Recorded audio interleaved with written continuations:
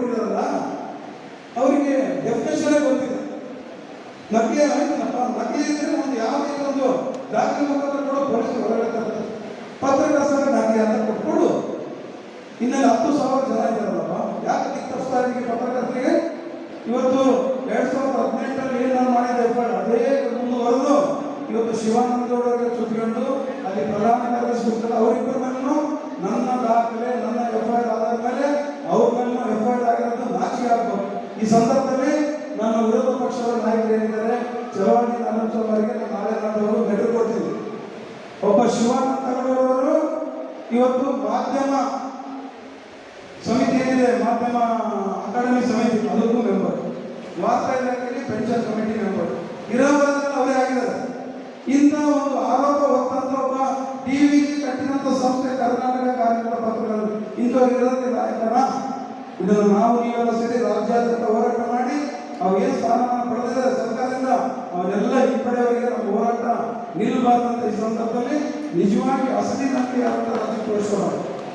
ಇಷ್ಟು ಹೇಳ್ತಾ ಇವತ್ತು ಯಾವುದೇ ಇದಾದರೆ ನೀವು ಭಯಪಡಬೇಕು. ಸುಮಾರು ಕಡೆ ST ಅವರು DC ಅವರು ಮೀಟಿಂಗ್ ಮಾಡ್ತಿದ್ದಾರೆ, ದಾವಣಗೆರೆಯಲ್ಲಿ ಆಯ್ತು, ಬಾಗಲಕೋಟೆಲ್ಲ ಮಾಡ್ತಾರೆ. ದಯಮಾಡಿ ಯಾರು ಭಯ ಮಾಡಿ, ನಾನು ಇದೀನಿ ನಿಮ್ಮಿಂದೆ, ಕಾನೂನು ನಮ್ಮಿಂದಿದೆ. ಇವತ್ತು DC ಅವರು ಕರೆದುಕೊಟ್ಟು ನಕಲಿ ಪತ್ರ ಅವ್ರನ್ನ ಇವ್ರನ್ನ ಇದು ಮಾಡಬೇಕು, ಗಾಡಿ ಮೇಲೆ ಆಯ್ತು ಮಾಡಿ ಸ್ವಾಮಿ. ಇದು ಒಂದು ಹೇಳ್ತಾರೆ DC ಅವರು, ಮಾಧ್ಯಮ ಪಟ್ಟಿಯಲ್ಲಿ ಇದ್ರೆ ಮಾತ್ರ ಪತ್ರಕರ್ತ. DC ಅವರಿಗೆ ಕಾನೂನು ಹೋಗ್ಬೇಕು. ಪತ್ರಕರ್ತರಂದ್ರೆ PRJ ಅಂದ್ರೆ press register government of India, ಅಲ್ಲಿಂದ ನಾವು ತಗೊಂಡು ಸಂಚಿಕೆ ಪತ್ರ ಮೂಲಕ ಪತ್ರಕರ್ತ. ಒಬ್ಬ DC ಮುಖಾಂತರನೇ ಲಾಗಿನ್ ಹೋಗಿ ಅವ್ರ ಪತ್ರಕರ್ತಕ್ಕೆ ಅವ್ರ ಟೇಬಲ್ ಮೇಲೆ ಫೈಲ್ ಇರ್ತದೆ.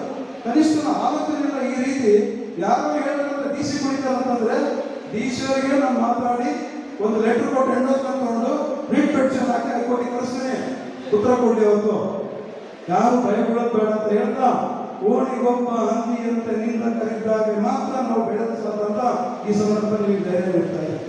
ಇವತ್ತು ಗಾವಿ ಗಾದಿಯನ್ನ ಒಂದು ತಿದ್ದುವಂತ ಶಕ್ತಿ ಏನಾದ್ರೆ ಹೆಮ್ಮೆಯಿಂದ ಪತ್ರಕರ್ತ ಅಂತ Baba Saheb doctor BR Ambedkar sir ಅವರು ಹೇಳಿದ್ರು, ಭ್ರಷ್ಟಾಚಾರದಲ್ಲಿ ಮುಳುಗಿರುವ ಒಬ್ಬ ಪತ್ರಕರ್ತ 1000 ಭಯೋತ್ಪಾದಕರಿಗೆ ಸಮ. ವಿಷಯ ನಾವು ಪತ್ರಕರ್ತರು ಭ್ರಷ್ಟಾಚಾರ ಯಾರು ಕಾರಣ? ಇವತ್ತು ಸರ್ಕಾರಗಳು ಜೊತೆಗೆ ಇವತ್ತು ನಮಗೇನು ಬಿಡಿಸ್ಕೊಂಡ್ಬಿಟ್ಟು ಒಂದು ಬೇಸ್ಲಿತ್ತು ಕಾರ್ಮಿಕ ಕಾನೂನುಗಳು ಏನು ಅನುಷ್ಠಾನ ಮಾಡ್ತಾ ಇದ್ದಾರೆ ಮಾಲೀಕರು, ಮಾಧ್ಯಮ ಪಟ್ಟಿಯಲ್ಲಿರುವಂಥ ಮಾಲೀಕರು, ಅದ್ರ ಬಗ್ಗೆ ಎಲ್ಲರೂ ಎಚ್ಚರಿಕೆ. ಇನ್ನು ಮುಂದೆ ಯಾವ ಮಾಲೀಕರಿಗೆ ಜೊತೆಗೆ ಸರ್ಕಾರಕ್ಕೂ ಅಷ್ಟು ಈಸಿಯಾಗಿ ನಾವು ಬಿಡೋದ ಕಾನೂನು ಮುಖಾಂತರ ಏನು ನಾವು ನ್ಯಾಯ ಪಡಿಬೇಕು. ನಮ್ಮ ಹಿಂದೆ ನಮ್ಮ ಅಪೋಸಿಷನ್ ಪಾರ್ಟಿ ಲೀಡರ್ ಇದ್ದಾರೆ, ನಮ್ಮ ಪರವಾಗಿ ಧ್ವನಿ ಇರ್ತಾರೆ. ಮುಂದಿನ ಚಳಿಗಾಲ ಅಧಿವೇಶನದಲ್ಲಿ 2,000 ಜನ ನಾವು ಹೋರಾಟದಲ್ಲಿ ಭಾಗಿಯಾಗಿ ಒಂದು ಕಡೆ ಕಾನೂನು ಹೋರಾಟ ಹೈಕೋರ್ಟ್ ಅಲ್ಲಿ ನಡೀತದೆ, ಮತ್ತೊಂದು ಕಡೆ ಸುಪ್ರೀಂ ಕೋರ್ಟ್ ಅಲ್ಲಿ ನಡೀತದೆ. ಜೊತೆಯಾಗಿ ನಮ್ಮ ಸಾಂಘಿಕ ಹೋರಾಟ ನಿಲ್ಲಬಾರದು ಈ ಸಂದರ್ಭದಲ್ಲಿ ಅಂತ ತಮಗೆಲ್ಲ ಮನವಿ ಮಾಡ್ತಾ, ಹಣೆ ಬರಹದಲ್ಲಿ ಜೀವನವಿಲ್ಲ, ಹಣೆಯ ಒಂದೊಂದು ಬೆವರಿನ ಹನಿಯಲ್ಲಿ ಜೀವನ ಇದೆ ಅಂತ ಈ ಸಂದರ್ಭದಲ್ಲಿ ಹೇಳ್ತಾ, ನಾಳೆಯ ಸ್ನಾನ ನಾನೇ ಮಾಡ್ತೀನೋ ಇಲ್ಲ ಇನ್ಯಾರೋ ಮಾಡಿಸ್ತಾರೋ ಗೊತ್ತಿಲ್ಲ. ನಾಳೆಯ ಸ್ನಾನದ ಗ್ಯಾರಂಟಿ ನನಗೂ ಇಲ್ಲ, ನಿಮಗೂ ಇಲ್ಲ. ಆದರೂ ಸರ್ಕಾರಗಳು, ಆಳುವಂಥ ಸರ್ಕಾರಗಳು ಗ್ಯಾರಂಟಿ ನಮ್ಮದೇ ಗ್ಯಾರಂಟಿ ಅಂತ ಹೋಗ್ತಾರೆ. ಯಾವ ಗ್ಯಾರಂಟಿ?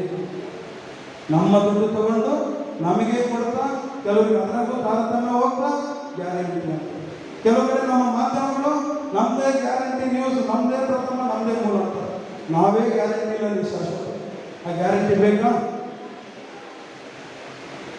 ಸ್ಮಶಾನವು ಗಮಗಮಿಸುತ್ತಿದೆ ಶವಗಳಿಗಿಟ್ಟ ಹೂಗಳಿಂದ, ಆದರೆ ಊರು ತುಂಬ ನಾರುತ್ತಿದೆ ಕೊಳೆತ ಕೆಟ್ಟ ಮನಸ್ಸುಗಳಿಂದ ಅಂತ ನಾನು ಹೇಳ್ತಾ, ಆ ಕೊಳೆತ ಕೆಟ್ಟಂತ ಮನಸ್ಸುಗಳು ಇಂದಿಗೂ ಇನ್ನೆಂದಿಗೂ ನಾವಾಗಲಿ ನೀವಾಗಲಿ ಆಗಬಾರದೆಂಬ ಸವಿನಯ ಪ್ರಾರ್ಥನೆಯೊಂದಿಗೆ ತಾವೆಲ್ಲ ಇವತ್ತಿನ್ನೂ ನಮ್ಮ ಅಪ್ಪುಜಿ ಎಲ್ಲ ಹೇಳ್ತಾರೆ, ದಯಮಾಡಿ ಮುಂದಿನ ಅಧಿವೇಶನದಲ್ಲಿ ನಮ್ಮ ವಿಧಾನ ಪರಿಷತ್ತಿನ ಜನಪ್ರಿಯ ಹಾಗೂ ಹೋರಾಟದಿಂದ ಬಂದಂಥ ನಮ್ಮ ಚಲವಾಣಿ ನಾರಾಯಣಸ್ವಾಮಿ ಸಾರ್ ಅವರು ನಮ್ಮ ಪತ್ರಕರ್ತನ ಇಷ್ಟೇ ಕೇಳೋದು.